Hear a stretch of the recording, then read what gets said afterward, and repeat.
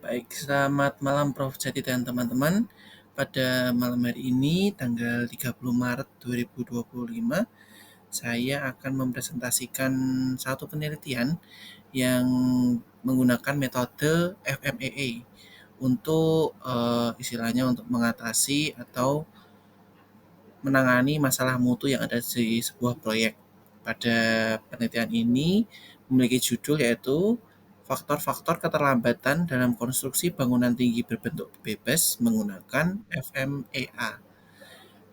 Sebelumnya saya Andrew Mashendra Tanto Putra dengan NIM 21010124410013. Berikut paper yang saya gunakan dengan judul bahasa Inggrisnya yaitu Assessment of Delay Factor for Structural Framework in Freeform Tall Buildings Using the FMEA.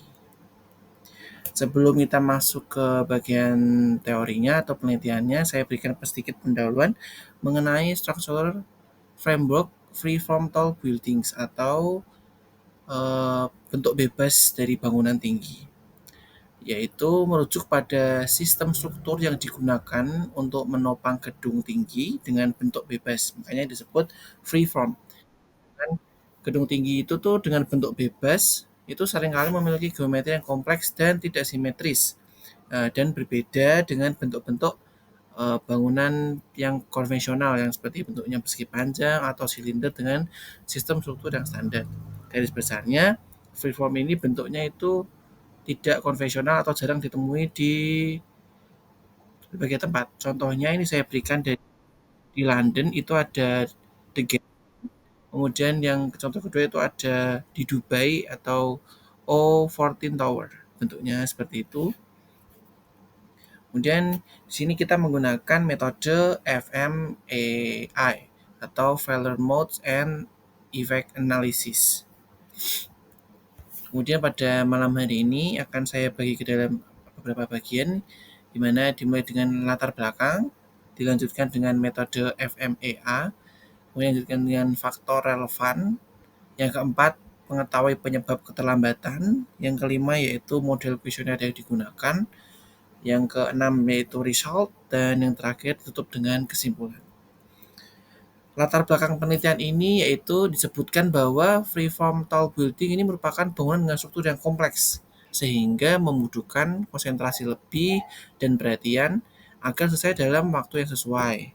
Dan risiko terbesar pada gedung yang seperti ini adalah keterlambatan, sehingga dapat menurunkan efisiensi proyek, juga dapat meningkatkan biaya pembangunan. Kemudian, atau pekan ketiga itu belum adanya manajemen keterlambatan pada proyek freeform tall buildings. Kemudian lanjut ke bagian metode FMEA. Pada penelitian ini secara garis besar ada 3 tahap yang dimulai dengan penentuan faktor-faktor yang relevan atau bisa dibilang penentuan faktor dari keterlambatan. Kemudian dilanjutkan dengan FMEA analisis, dan tahap terakhir yaitu Risk Priority Number, itu untuk mempertimbangkan frekuensi kejadian dan dampak setiap faktor, yang dimana semakin tinggi nilai RPN maka semakin prioritas masalah tersebut. Kemudian kita lanjut ke masalah faktor yang relevan. Di gambar berikut diperlihatkan bahwa ada kolom mengenai karakteristik dan consideration, bahwa diagram ini itu menunjukkan bahwa yang bagian karakteristik itu faktor-faktor perubahan yang mungkin terjadi dalam suatu proyek tersebut. Kemudian untuk consideration itu aspek utama yang dipertimbangkan dalam menghadapi perubahan tersebut.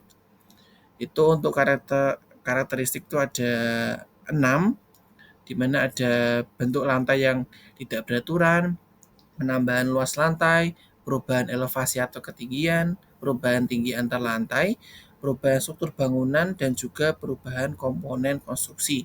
Kemudian untuk consideration ini ada plane, elevation, floor height, dan structural. Kemudian untuk penjelasannya sendiri yaitu untuk plane itu pertimbangan terkait dengan bentuk denah atau tata letak lantai. Kemudian untuk elevation sendiri yaitu untuk pertimbangan terkait perubahan elevasi atau ketinggian antar lantainya. Kemudian untuk floor height ini lebih ke pertimbangan terkait variasi tinggi antar lantai. Jadi tinggi antar lantainya itu menjadi sebuah pertimbangan tersendiri. Kemudian Structural itu pertimbangan terkait perubahan dalam struktur bangunan. Kemudian untuk panah-panahnya itu dapat dapat dijelaskan seperti misalkan perubahan pada bentuk lantai yang tidak beraturan itu dapat mempengaruhi pertimbangan terkait bentuk denah atau letak-letak lantai atau plane. Jadi panahnya ini ke arah plane. Kemudian the change of the floor area dapat mempengaruhi plane. Kemudian the change of elevation dapat mempengaruhi elevation. Lebih lanjut lagi, the change of floor area itu dapat mempengaruhi elevation dari area tersebut. Dan pertimbangan ini hasilnya itu telah melalui proses interview berdasarkan beberapa ahli yang pastinya berpengalaman di freeform tall buildings. Kemudian setelah melakukan interview dengan berbagai peneliti, praktisi, pada penelitian ini memutuskan untuk membagi consideration menjadi 4, yaitu pertama ada plane tadi, elevation, floor height, dan juga structural. Untuk delay faktornya ini ada beberapa macam. Untuk plane sendiri ini ada 9 faktor masalah. Untuk elevation ini ada 6 faktor. Untuk floor height ini ada 5 faktor. Dan structural ada 7 faktor. Kemudian setelah mengetahui faktor-faktor delay-nya atau faktor-faktor yang memungkinkan bisa terjadinya keterlambatan, itu dilanjutkan dengan pengisian kuesioner. Kuesioner ini itu ditujukan agar kita bisa menghitung nilai RPN-nya. Survei yang dilakukan ini ditujukan untuk manajer lapangan dan para pekerja yang bekerja di freeform tall building. Saya garis bawahi lagi, karena freeform tall building ini berbeda dengan bangunan lainnya, sehingga kuesioner ini hanya ditujukan kepada mereka-mereka yang berpengalaman di freeform tall building. Dengan total itu ada 60 kuesioner yang mengisi itu rata-rata memiliki pengalaman lebih dari 10 tahun dan 50% diantaranya memiliki memiliki lebih dari satu pengalaman di proyek skyscraper. Kemudian ini untuk nilai reliability-nya diberikan untuk rating scale-nya itu ada 2, di mana occurrence dan influence. Seperti yang kita ketahui dalam penentuan FMEA ini kita memperlibatkan 2 hal, yaitu occurrence atau tingkat kejadian dan influence atau tingkat dampak. Di mana nilai Cronbach alpha-nya ini memperlihatkan tingkat reliabilitasnya. Semakin tinggi reliabilitasnya, maka konsistensi data internalnya itu semakin baik, semakin tinggi. Kemudian untuk case valid itu ada 60 berarti kan 60 kuesioner dengan persentasenya 100, yaitu artinya seluruh datanya itu valid 100%. Dengan number of itemnya itu sesuai dengan jumlah faktor yang mempengaruhi keterlambatan dari masing-masing consideration. Ada 9, 6, 5, dan 7. Berikut saya lampirkan contoh kuesioner untuk FMEA. Namun yang digambar ini bukan milik peneliti. Di peneliti itu nggak ada contoh lampiran kuesionernya, cuman saya mencari sumber lain. Ini ada penelitian dari Wang et al. Di tahun 2009. Ini beberapa indikatornya. Untuk kalau pada kuesioner FMEA ini kita memerlukan severity, occurrence, dan influence-nya seperti apa. Kemudian ini contoh untuk pengisiannya, di mana kita harus mengisi untuk efeknya seperti apa, kausnya, penyebabnya, dan kontrolnya seperti apa.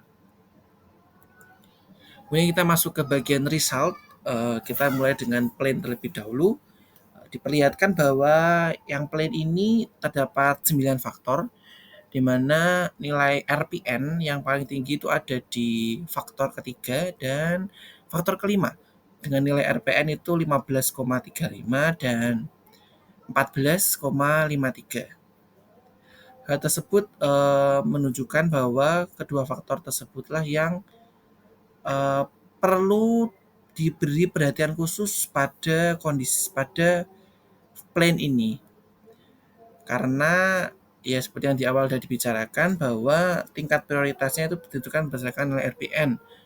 Jadi ketika pada faktor ketiga dan faktor kelima itu memiliki yang tertinggi, Jadi pemberi perhatiannya harus lebih ke faktor ketiga dan kelima.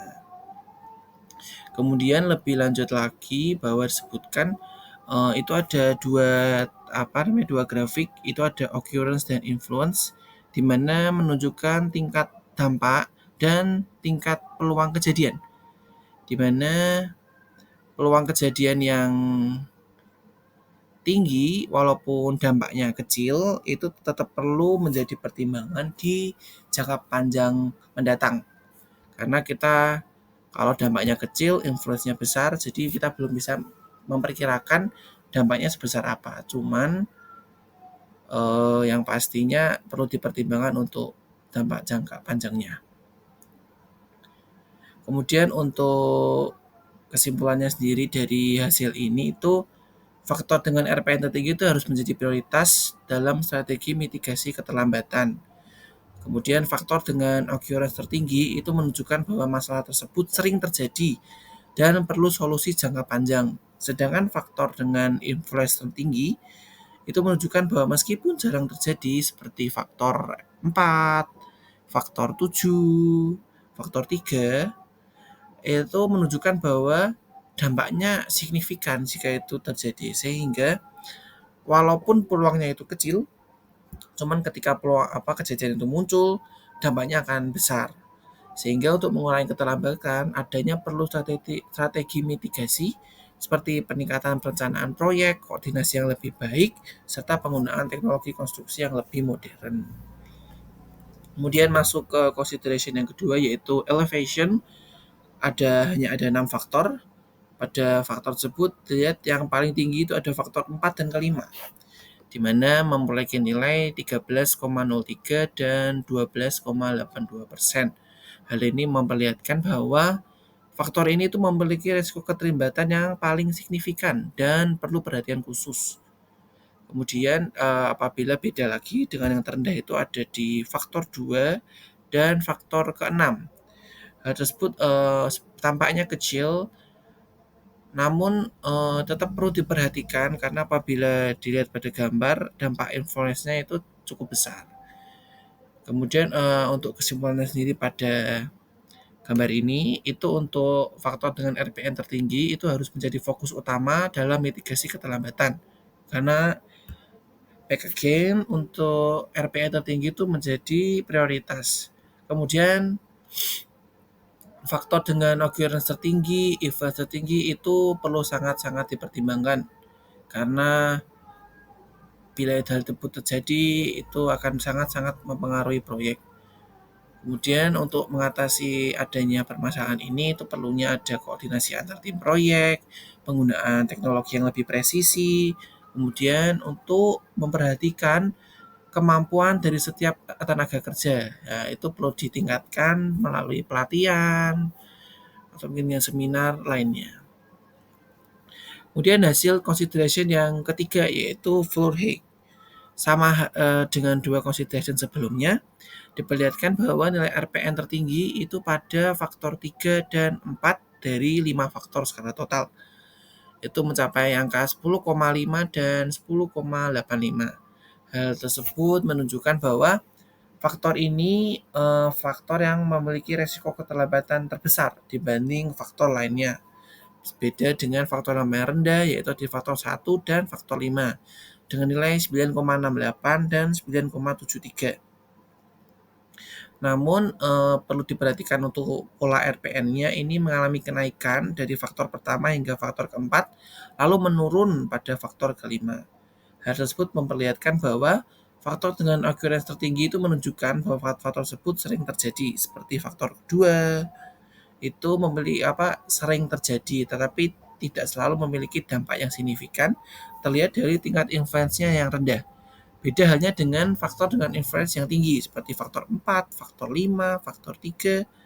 Itu walaupun dampaknya itu peluang kejadiannya itu kecil, ya influence-nya itu tetap besar. Jadi perlu diperhatikan untuk jangka panjangnya. Kemudian untuk langkah-langkah mitigasinya itu kembali lagi itu bisa menggunakan penggunaan teknologi yang lebih modern, kemudian untuk memperbaiki tingkat koordinasi untuk antar tim agar memastikan perbedaan tinggi antar lantai itu jika ada perubahan tidak menghambat jalannya alur kerja proyek. Kemudian perlunya ada perhatian terhadap SDM yang bekerja, seperti pelatihan mungkin untuk pekerjanya atau mandornya untuk mengantisipasi terkait variasi ketinggian antar lantai.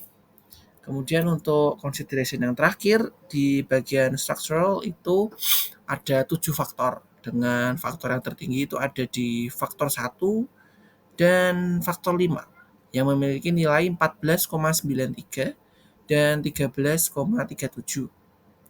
Hal tersebut memperlihatkan bahwa faktor inilah di elemen struktural yang menjadi signifikan karena RPN-nya kembali lagi yang paling tinggi.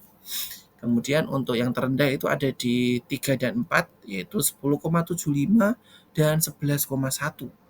Walaupun kecil tapi pada dua faktor tersebut tingkat influence-nya atau tingkat dampaknya itu sangat besar. Walaupun occurrence-nya itu kecil, namun tingkat influence-nya besar sehingga perlu dipertimbangkan untuk jangka panjangnya. Kemudian untuk mitigasinya untuk yang paling tinggi itu ada di faktor 1 dan faktor 5. Untuk faktor 1 itu perlunya peningkatan perencanaan struktural yang lebih matang sebelum proyek dimulai untuk mengurangi ketidaksesuaian desain yang dapat menyebabkan keterlambatan.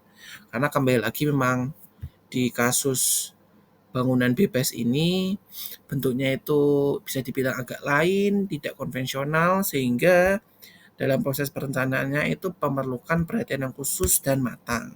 Kemudian untuk faktor kelima itu harus adanya peningkatan pengawasan konstruksi agar faktor struktural yang dapat menyebabkan keterlambatan itu dapat dicegah lebih awal sehingga bukan yang baru ada masalah baru diatasi, namun masalah tersebut dapat diketahui di awal agar bisa dicegah kemunculannya. Kemudian lebih lanjut lagi sama hal dengan consideration sebelumnya itu bisa penggunaan teknologi yang lebih modern dan juga perbaikan SDM para pekerja.